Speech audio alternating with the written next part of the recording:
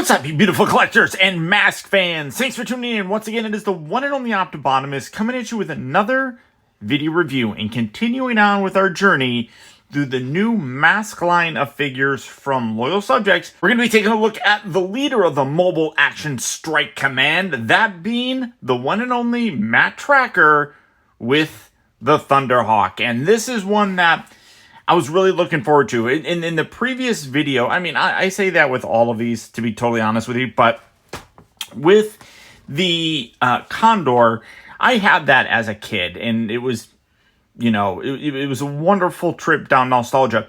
The Thunderhawk, though, I never had as a kid. I don't even think I ever really remember seeing it.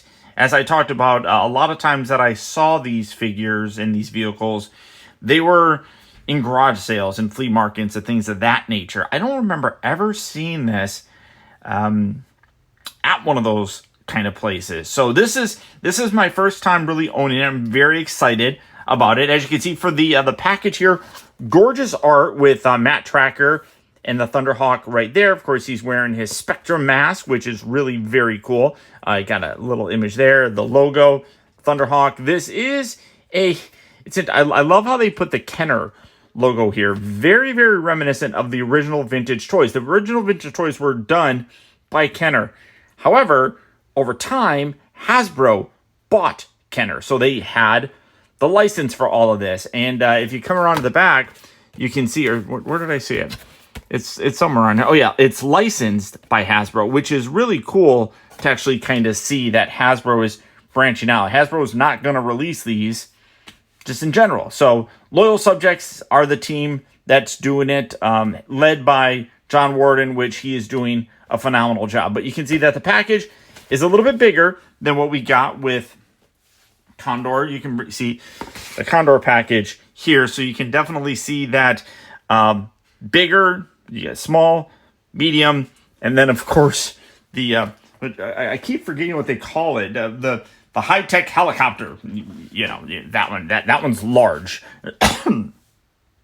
It's kind of funny, but one thing that I absolutely love about this is it a lot of Jurassic Park figures were done by Kenner, and this just has that old school 1990s Jurassic Park vibe. I love it. The top section here, you got a couple action features that you can see. You got up-close images of the vehicle from both sides. Other side here, back images. Back of it has the vehicle, Matt, all the accessories that come along with them. And then the bottom here, I didn't even see the bottom here, but this is, what is this?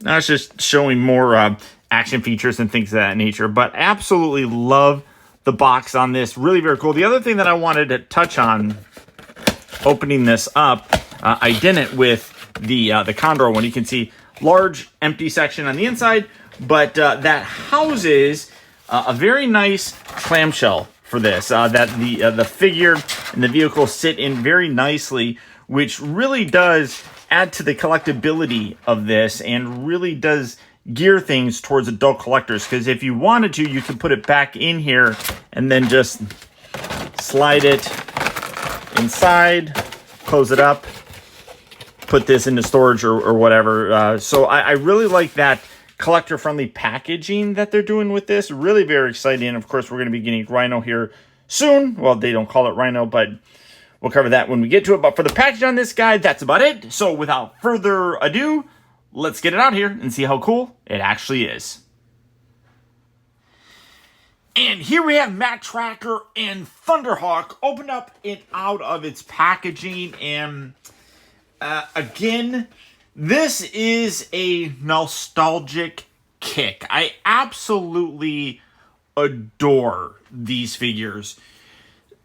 As I'm playing with them more and more, though, there is some aspects of it that I can't get over. And one of those being the quality of the plastic. Again, not that it's fragile, not that it's going to be delicate, but it feels thin, for a lack of a better word. And that's primarily in the Thunderhawk by itself. The rest of the, like mat tracker, the accessories, all that kind of stuff, perfectly fine. It's just the vehicle feels really thin with a lot of it, and it's been growing in that concern from when I was playing with Condor to obviously Thunderhawk, and even going now to the high-tech helicopter. It's Switchblade. We all know that. You can't call it Switchblade, but it's Switchblade. As it's progressive, or as I've progressively gotten bigger and bigger figures from this line, it's more prominent, I feel. Starting off first with the accessories for him, he does come with this little like blaster thing. It can attach to the front of the vehicle, and literally what you do is you take these and you slide these forward and then kind of lock them up like so. You can see though, it's delicate. So that's one thing that I would say about a lot of the aspects on this. Delicate. Now it's going to be upside down like this. You take these and you put them in. Comes with 2 of them. And then you got this little very hair trigger button right here, which you can see that, like I said, it's very sensitive. And I feel like part of it is because of the plastic on it. No, or I'm holding it and shouldn't be. So there it is. Put in one of these hockey pucks, because that's essentially what these are, hockey pucks. And then you just push the button down, and it doesn't really go very far, but you do have that. And then, like I said, it can attach there, which I'll show that here in a bit. He does come with some blast effects. It works a little bit better when it's flying, because it's going to attach to these jet engines back here. So you have that. Again, I'll show that off here in a bit. You do have the 2 masks for him. Again, the long mask and the short mask. From what I do apologize, but somebody mentioned that it was basically like a choking hazard. Smaller ones, so they made them bigger. Essentially, it's the same, but it does look different. So, like, I feel like there's a design choice for it, like toy, cartoon. But I think that both of them look really good. I love the paint detail on here. Gorgeous silver paint on there. Very metallic blue for the eyes. Spectrum's got such supervision. Something like that. I think it's like sound blasts that come out of his eyes. But he's got that, which looks really good. But again, you can see great paint detail. And these are softer, rubbery material. So, kind of molded in that color, which looks fantastic. And then, of course, excuse me, you got Matt Tracker right here. I don't know why I full name these guys all the time, but you got Matt. And then you can just take the mask, slide it on there. Now, some people have talked about how like these really do kind of look kind of big and oversized on them. I guess kind of looks like a spacesuit kind of thing, but looks really good, I still think. And then, of course, you got the one with the blast effect that comes down really far on them. But it still looks good, I think. Great detail, though, on the figure. You can see gorgeous sculpt, great paint applications on his head, great paint and molded detail on the body. You got the little straps and everything. Got the elbow pads and all that around there. All looking very, very good in terms of the overall detail on them. Articulation is the same as Brad. You do have, it feels like maybe a ball joint, but I can't really tell. You got shoulders that move in and out. They move forward and back.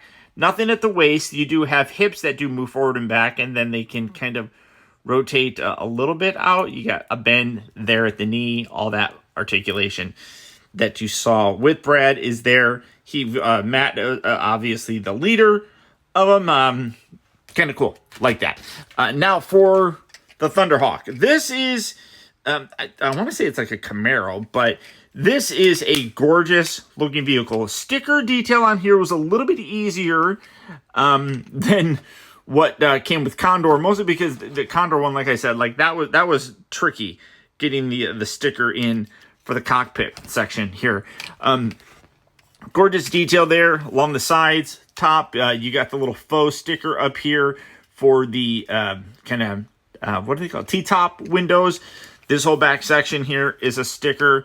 Looks really good. I'm really quite impressed with it. There are missiles underneath here that I attached. And then again, if you wanted to, you can take this. And this is going to just slide here, maybe. Come on now. There you go. Slide that in. Although, when that's driving around, that looks weird to have it on there. But, you know, you can do it. But really very nice. One thing that is worth noting is that there are real rubber tires.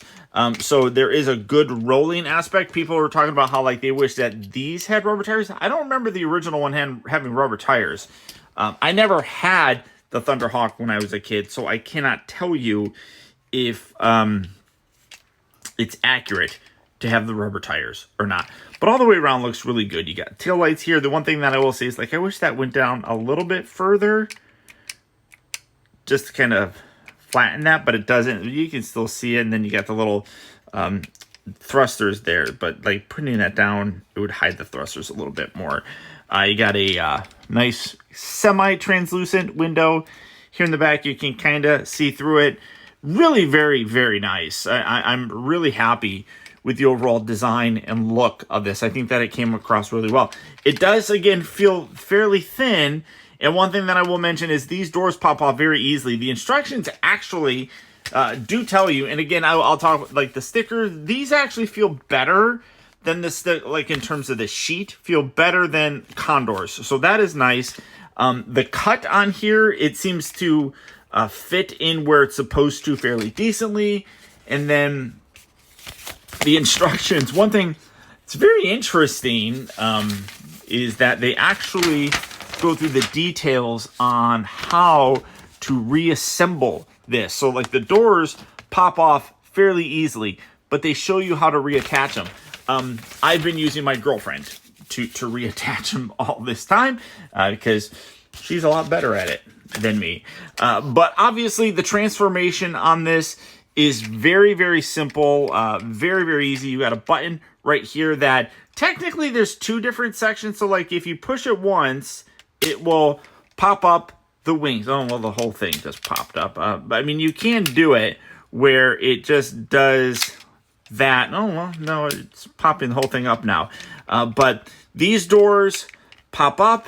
This back section lifts up. So again, we're going to do it from this angle so you can see the back goes up. One thing that I wish is you can kind of see that these are a little droopy. I do wish that there was a lock for them. So, I mean, you could still have that spring-loaded gimmick. Boom, pop these up. But then I wish there was like a nub where you can like lock that in so that they were up a little bit better. And then the final step would be obviously to take these and slide these out. At the higher price point, I want to say $60 for these. For this one, I think I originally said that this was $40. This is $35. This is a higher price point item, so it does now start having the VAC chrome, which I think looks absolutely gorgeous on there. Very, very cool. It's an 80s thing. A lot of VAC chrome is not used nowadays because it has a hard time actually staying attached to plastics that are used. So again, though, I just wish that those stayed up a little bit more because otherwise they just droop a little, like that one a little bit more. But overall, really very cool. One thing that I will mention is that he does have a seatbelt in here. It does detach. I do recommend detaching it because it's a pain in the butt to try to get it in there otherwise. So you're going to take him, you're going to put his arms, make sure you squeeze his legs pretty decently, and then you can put him inside. It does get tricky to do because there is not a ton of clearance in there. And I don't know why that feels like it's really loose now, but we're going to try and get him in there. Under, over, something, something. And then just kind of wedge him in there. Here we go. Something like that. It's a little bit easier than the other side. And then I definitely don't recommend attaching the the seatbelt because it is a pain in the butt. But it does close decently, and you can see that he's in there. And then that pops up, and you can act like he's driving around. Great detail on the inside as well. You got the steering wheel and all that kind of stuff. But much like Brad Turner, you do have to make sure that you get the feet in there a little bit better. And then, like I said, you got the little seatbelt right there. And then you just make sure you push his head all the way down. Got these little, like I said, these little wings that come out. Then you come around here to the bottom, and you do, like I said, you have the missiles that are right there, which is perfectly fine. Love the missiles. To activate those, you literally just push these thrusters, which then make one fall, make the other fall. So it's like he's pooping. So, and then these, you're just going to take these thrusters and plug these in right there. So you can create a flying sort of thing, which, I mean, I think, again, that looks really cool. I just wish these stayed up a little bit better. That's just one of my, not I wouldn't even say nitpick, but I mean, you could probably put something in between there to make them stand up, but it just feels like the spring is maybe a little bit loose, especially this one. You can see that one's kind of droopy, but I could definitely, damn it, my girlfriend's not here. But this is what I was kind of talking about with that. And it is interesting that they do recommend or they do put the instructions in there, because I honestly, I'm not even sure how you do it, because unless you get that spring in there, like I can reattach it perfectly fine, but that spring, now these doors just droop, so I'm not going to be able to fix it. So, and then yeah, once you lock it down, because you have to have the spring section in there perfect. So I will have to have her do that, because I'm not very good at it. And then take these off, set that there. So, yeah. Because maybe that's just, oh wait, no, there we go. So you just kind of push that in there. All right. Spectrum's got such supervision. M.A.S.K. Did I get it? Oh, maybe I got it. Maybe I actually did it without her help. Look at that, I did it. But again, really very cool, very fun. There is the argument about the price on it, and there, you know, to those of you that have watched my review of Spectrum, thank you, or Condor, thank you so much. I really do appreciate it. These reviews are labors of love, and I shouldn't even really say labor, because I'm not laboring with these or anything, but it is definitely a situation where they're not, you know, Loyal Subjects is not sending me these. I'm being as objective as I possibly can. And somebody actually brought up a really good point, that the price on these really does seem too much for what is going on with them. It's not to say that they're bad by any real stretch of the imagination. It's literally, though, if you're paying these premium prices for these figures and these vehicles and things like that, do you expect more? And I definitely think that argument is valid, to sit there and say that the quality of the plastic feels lower. The spring should keep these up a whole lot better. This one really is good, but this one, yeah, like that one stays there. Why doesn't that one? So that's kind of lame. You know, so there are definitely criticisms about this that I think are valid for people. It's still fun. It's still a good display piece. It's almost to the point now, though. Is it better to buy the vintage ones than these? And that's, you know, gonna be the argument. Should you save your money and buy those vintage ones? And I don't know. It makes me kind of want those vintage ones. That's definitely for sure. I'm still a supporter of them, and I still want to make sure that these guys do a good job with them. So I think that giving this constructive feedback to them is essential, and I hope that maybe they'll see it. Maybe John Warden will watch a video. Who knows? But it's definitely a nostalgic trip that I think that a lot of people my age are going to be interested in. Mostly because this is the first time that we've gotten M.A.S.K figures since the original days. And I'm hoping that this is not like an Exo 6 Star Trek 1/6 scale figure kind of thing. And I'm not trying to take a shot at them, but their figures are not that good. They started out being pretty good, but subsequently, which is why I don't collect them anymore, or one of the reasons why I don't collect them anymore. But I feel like the likenesses, the quality has gone down tremendously, but everybody keeps buying them because they're the only 1/6 scale Star Trek figures being produced. I feel like that's the same thing here. That these are the only M.A.S.K figures being produced, and I'm hoping that that's not the only reason why Loyal Subjects is doing these. I hope that they listen. I hope that they take the feedback and go forward and improve things. Like I said, I got these first 3 ones. I am going to be getting the Rhino when that comes out. I'll probably get the other ones as they come out as well because I think they're cool. But there are aspects that I think could be improved, and I hope that they do. But there you go, guys. There's my look at the new Loyal Subjects M.A.S.K Mobile Action Strike Command of the leader of them, Matt Tracker, with the Thunderhawk. If you'd like to add this to your collection, it is available right now at Big Bad Toy Store. I will put a link down in the video description where you can swing on by and add this to your collection today if you so are inclined. Hopefully, I've helped you a little bit with this video.